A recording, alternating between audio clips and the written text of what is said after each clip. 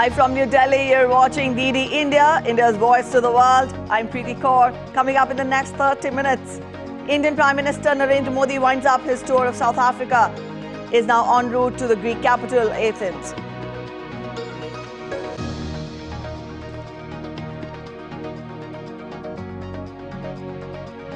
Former US President Donald Trump surrenders in Georgia election case as part of a wide-ranging criminal probe relating to his 2020 election defeat. Russian President Vladimir Putin sends condolences to the family of Yevgeny Prigozhin, describing the Wagner chief as a talented businessman. And at the World Badminton Championships, Indian duo of Satvik Sairaj and Chirag Shetty progressed to the quarterfinals.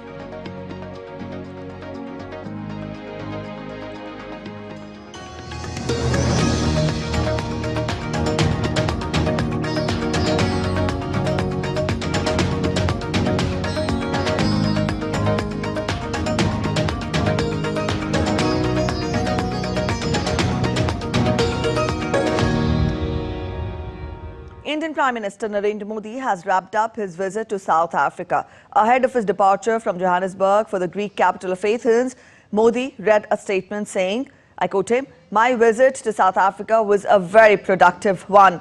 The BRICS summit was fruitful and historic as we welcome new countries to this forum. We will keep working together for global food. My gratitude to President Cyril Ramaphosa, the people and government of South Africa for their hospitality." And I unquote him.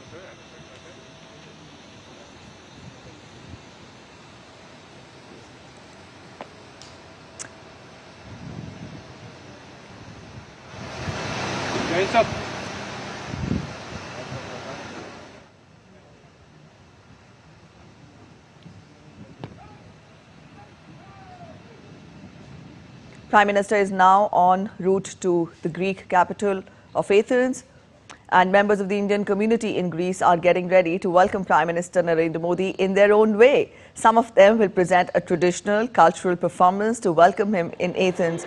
DD India correspondent Meghna Dev caught up with one such group.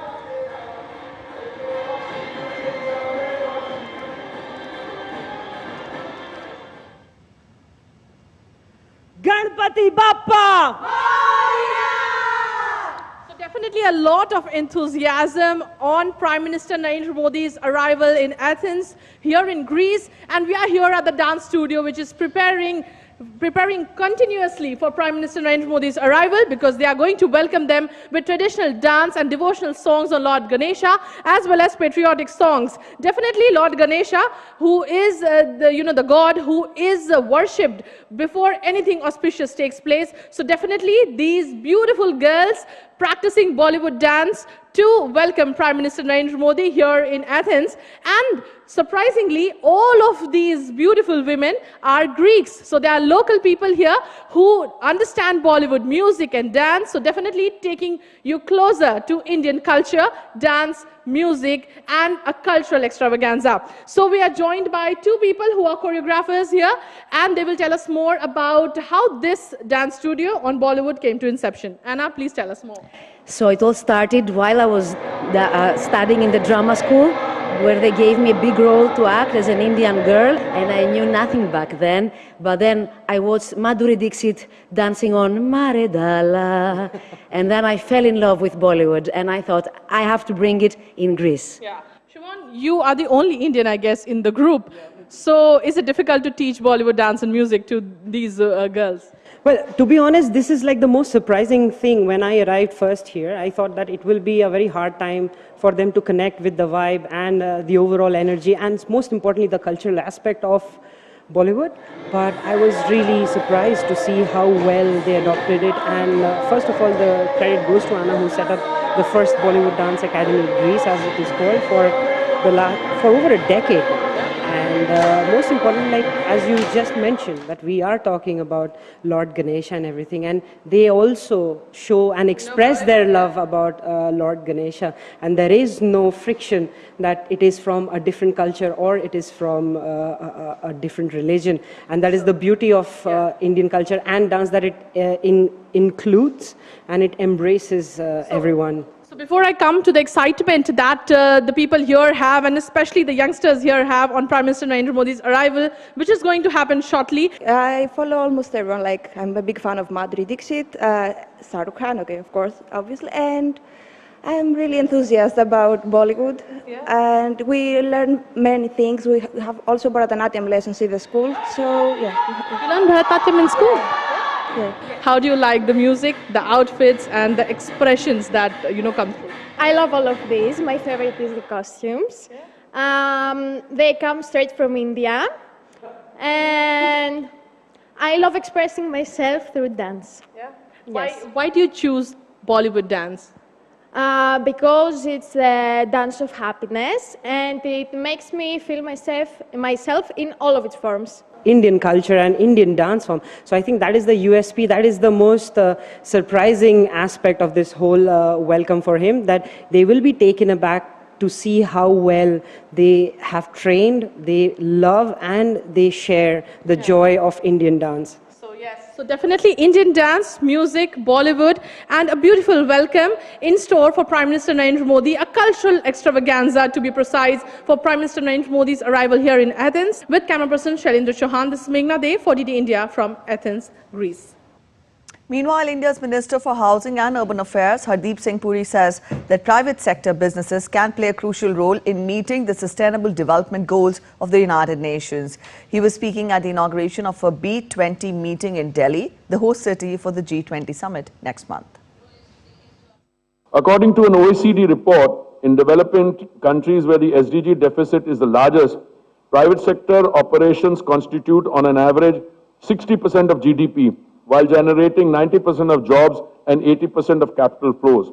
At the same time, more than 90% of the SDG goals are tied to the fulfillment of basic rights, etc.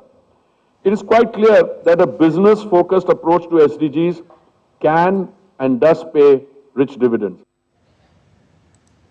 Former U.S. President Donald Trump was arrested in the U.S. state of Georgia and released on a $200,000 bond. Trump was photographed, fingerprinted, and his weight was checked at the Fulton County Jail on Thursday. Trump was arrested on more than a dozen felony counts as part of a criminal investigation into his efforts to overturn his 2020 election loss. Before boarding his private plane at Atlanta's Hartsfield-Jackson Airport after the booking, Trump repeated his claim that the indictments he faces are politically motivated. Trump has become the first former U.S. This is a very sad day for America. This should never happen. If you challenge an election, you should be able to challenge an election. I thought the election was a rigged election, a stolen election, and I should have every right to do that. As you know, you have many people that you've been watching over the years do the same thing, whether it's Hillary Clinton or Stacey Abrams or many others.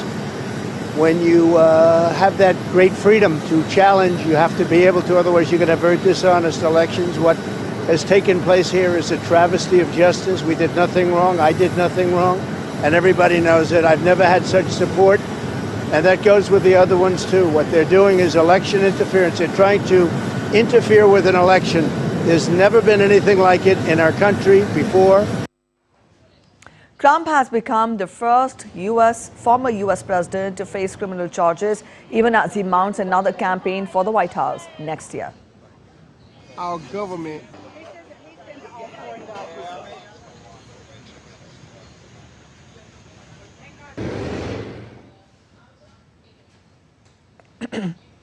All right, for the latest on this, we're joined in by our U.S. correspondent, Ira Spitzer. Ira, now that we see Donald Trump was arrested and he was released on a $200,000 bond, what next do we expect when we talk of the steps of the trial? Well, Donald Trump's mugshot is currently making its way around the world as we process this historic and unprecedented situation in the U.S. state of Georgia. And the next step for Trump and his 18 co-defendants is to actually be arraigned and enter a plea on these charges, and we expect that to happen likely the week after next. Now, the actual trial date is a bit unclear. The Fulton County District Attorney, Fani Willis, had initially proposed a date of March 4th, which would actually be the day before Super Tuesday, which is the biggest day in the party's presidential nominating process. However, then one of Trump's co-defendants earlier asked for his trial date to be moved up to October 23rd. He has the right to request a speedy trial. So that was granted by the judge. The district attorney had initially wanted to charge Trump and the co-defendants at the same time. So we'll see how that plays out. Another option that could happen here is some of those co-defendants are trying to have the case moved to a federal court. So if that were to happen, and if Trump's case were to be moved, then the timeline from the state court would essentially become moot. All right, Ira, how far will these legal problems hurt the efforts of Donald Trump to secure the Republican nomination?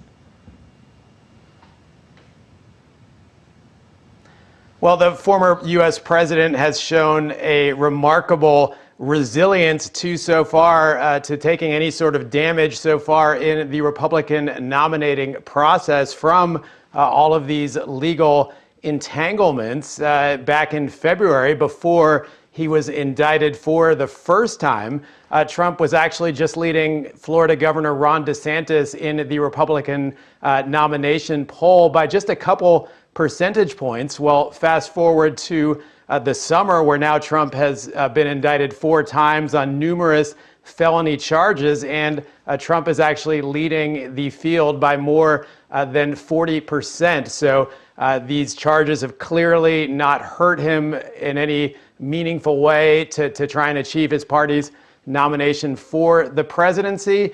Now, certainly new details could come out as these legal cases proceed, but right now, at least the will of the Republican voters appears to be that they do support Trump despite all of these legal problems that he faces. All right, Ira, thank you for joining in with those inputs.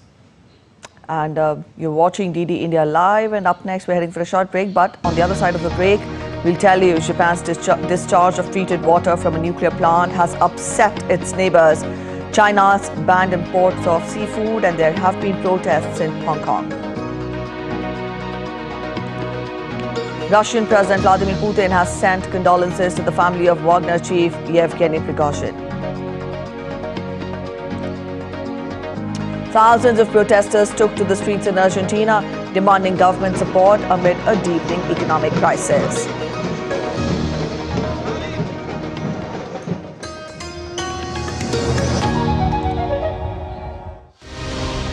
Your name, Ina Krishnamurthy. Yes. It sounds so much like an Indian name. My grandfather fascinated with Mahabharata, Ramayana stories, so he gave my father's name Krishnamurthy. The handing over of the gavel by Indonesian President in Bali to Prime Minister Narendra Modi. Of course, it's a fascinating, memorable history. What does Indonesia think is the biggest challenge in the Indo-Pacific? We don't want this region to be part of any conflict, not unilateral actions. How does Indonesia see the Quad partnership? We see it as a plus.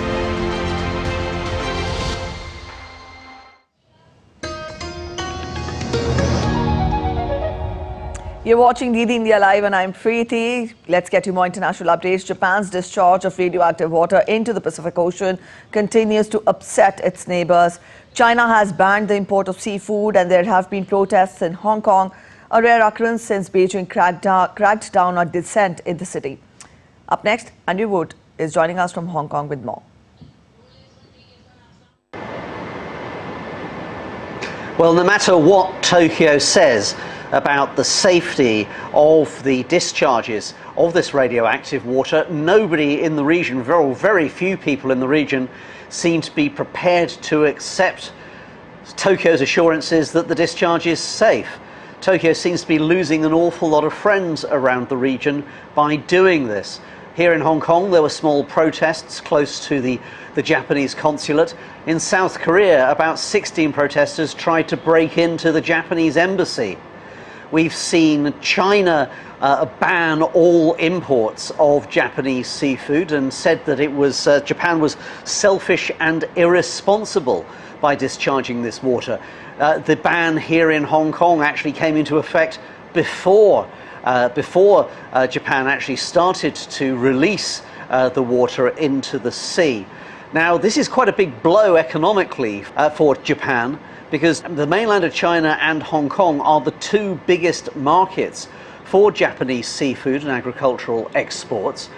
Here in Hong Kong, for example, sales are usually around about $500 million a year of seafood, seaweed and other aquatic products. North Korea has weighed in as well. Now, there's not really a lot of love lost between North Korea and Japan, but North Korea was saying, well, this was a crime against humanity. So, no matter what the scientific evidence says, Tokyo has really failed to win over so many people around the region. That can't be good for its soft power. And yes, Japan is going to lose an awful lot of friends by doing this. In Hong Kong, I'm Andrew Wood reporting for DD India. All right, DD India correspondent Chris Gilbert is joining us live from Tokyo. Chris, good morning. We see some damning comments coming in from China. Now, is the foreign ministry spokesperson there correct in saying that Japan is passing an open wound to future generations?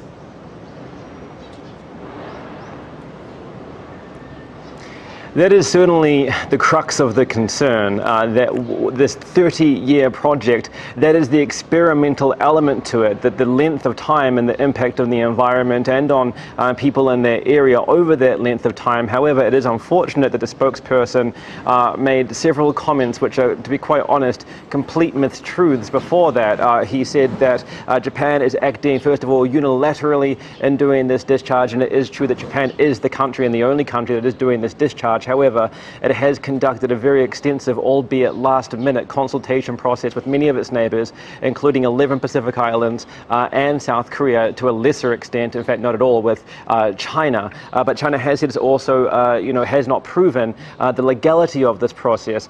Japan has, in fact, invited in, at the request of the Japanese government, the IAEA, over the last 2 years. They have, on top of sampling the water and testing the water and corroborating it with third-party laboratories around the world, they have, in fact, checked the regulatory processes that are in place to make sure they meet international standards. They have met regularly with the government, with the nuclear regulator authority to make sure and enhance the regulations that are in place and that the plant will be managed smoothly. And finally, they said that this is an unprecedented discharge. Now, that is completely untrue, considering that 5 countries, including China, have discharged tritiated water before. In fact, NHK has pointed out that Chinese stats show that in 2021, 13 Chinese nuclear facilities discharged more tritiated water than this Fukushima facility is going to in a single year. But again, this will take 30 years. And again, experts here have said that where China may have a point in its criticisms is the attitude that Japan has adopted and this discharge to inexorably march towards this decision, regardless of the criticisms of countries like China. All right, Chris, the seafood ban has also spread to Hong Kong. And just a while back, we also had Andrew Wood speak on that. How likely is this to raise the tensions between Japan and China?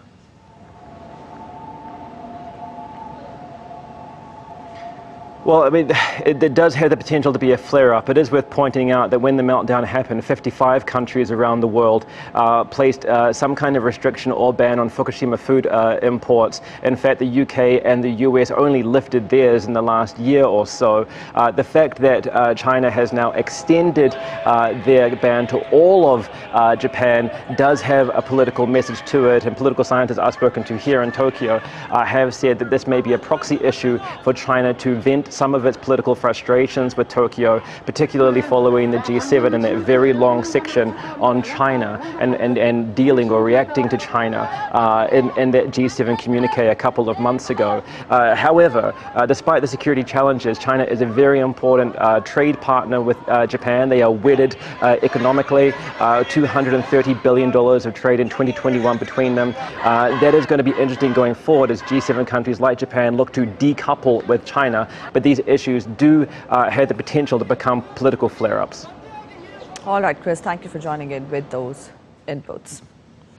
And let's get to more international updates. Russian President Vladimir Putin has sent his condolences to the family of Wagner chief Yevgeny Prigozhin, breaking his silence after the mercenary leader's plane crashed, leaving no survivors 2 months after he led a mutiny against the Russian government.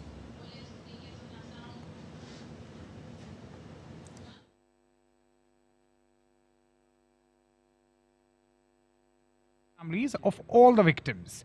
It is always a tragedy. Indeed, if there were, and the primary data indicate that there were employees of the Wagner PMC, I would want to note that these people made a significant contribution to a common cause of fighting the neo-Nazi regime in Ukraine. We will remember this, we know it, and we will not forget it. Meanwhile, flight operations at 2 major airports in the Russian capital of Moscow were suspended early on Friday after reports of explosions, with local residents of the regions of Tula and Kaluga saying that they heard loud bangs. Earlier this week, the flights were briefly disrupted following alleged Ukrainian drone attacks.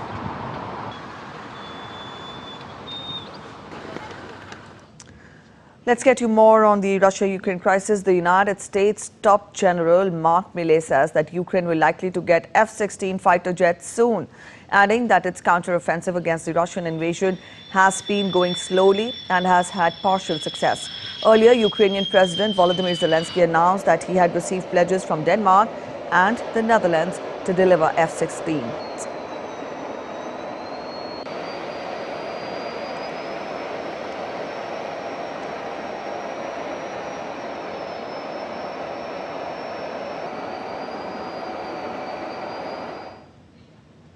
It comes as the United States will begin flight training for Ukrainian pilots on F-16 fighter jets in October. Pentagon spokesman Brigadier General Pat Ryder says the program will begin in Arizona after pilots receive English language training next month.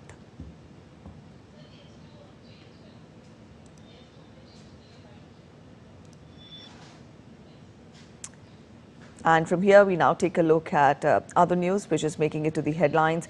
Mass protests on the streets of the Argentinian capital Buenos Aires, with thousands of people demanding government support amid a deepening economic crisis ahead of the October general election.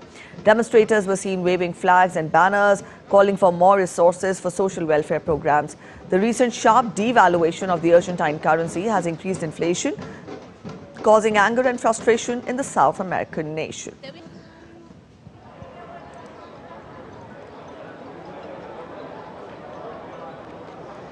Venezuela's National Assembly has named ruling Socialist Party loyalist Elvis Amoroso as the head of the country's highest electoral authority. Amoroso previously served as Comptroller General of Venezuela and oversaw the use of public funds. Amoroso's nomination comes as the U.S. has said that it is ready to ease sanctions against Venezuela, but only if President Nicolas Maduro takes concrete steps towards free elections. There has been a discovery in northern Peru with an ancient polychrome wall found. This is believed to be over 4,000 years old. Archaeologists say that the structure could be part of a ceremonial temple, with its remains unearthed by farmers in the Viru Valley, north of Peruvian capital of Lima.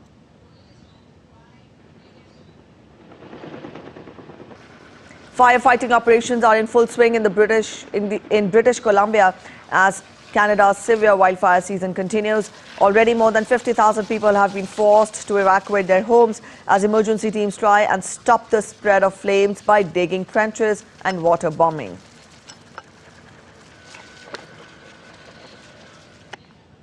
Let's get you more on the wildfire woes. Greek firefighters battled a blaze spreading outside Athens for a third day on Thursday. It is one of the hundreds of wildfires ravaging the country, killing at least 20 people.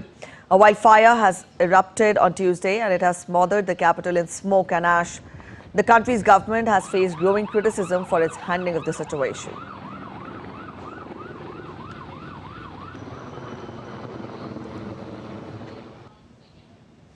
This summer has seen record-breaking temperatures across the globe. In some places in the US, the heat has lingered above 40 degrees Celsius for weeks on the end. It is not just bad for the body. Research increasingly shows that rising temperatures are bad for the mind too, with societies most vulnerable at the highest risk. DD India's Tony Waterman has more from Austin, Texas. It's been 4 years since Alvin Pimpkin has had a roof over his head. Right now, a mattress behind a grocery store is home. The weather sure is hot out here. And while living on the streets is never easy, excessively long heat spells this summer has made it unbearable, both emotionally and physically.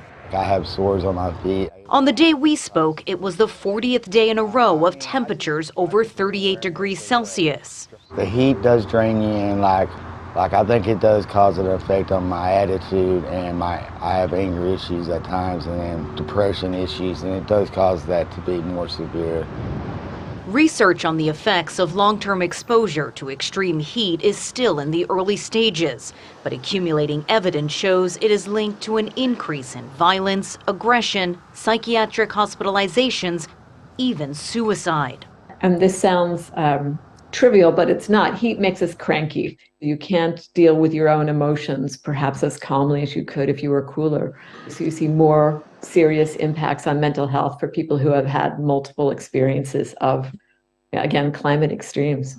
This compounding effect can be exceptionally detrimental to the nearly 600,000 homeless people in the United States, more than half of them concentrated in states prone to extreme weather, and about a third of whom are already suffering from some form of mental illness. They may or may not be getting treatment for that, but there is evidence that certainly some of the psychoactive drugs you might take to cope with mental illness actually have the effect of making you more vulnerable to heat. For Alvin Pimpkin, the heat is now an inescapable enemy, one he believes will ultimately shorten his life.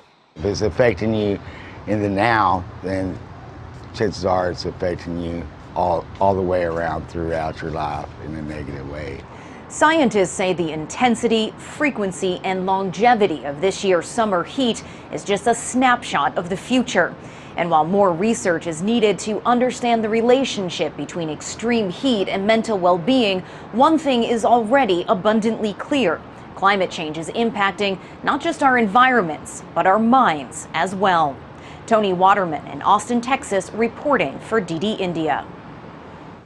An Indian badminton duo have progressed to the quarter-final round at the World Championships. And this is the highlight of the sports segment. Satvik Sairaj and Chirag Shetty beat Leo Rowley and Daniel Martin 15-21, 21-19 and 9-21 to set up a next round clash with Denmark's Kim Astrup and Anders Karp.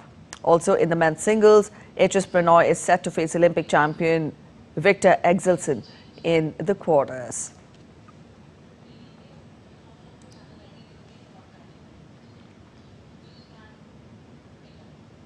That's it in this edition of DD India Live, but let us know your thoughts on the news of the day. You can connect with us on Facebook, X and Instagram. Also, we'll be back with more news as it breaks here on DD India. I'm Preeti signing off, and from all of us here in Delhi, thanks for watching DD India Live.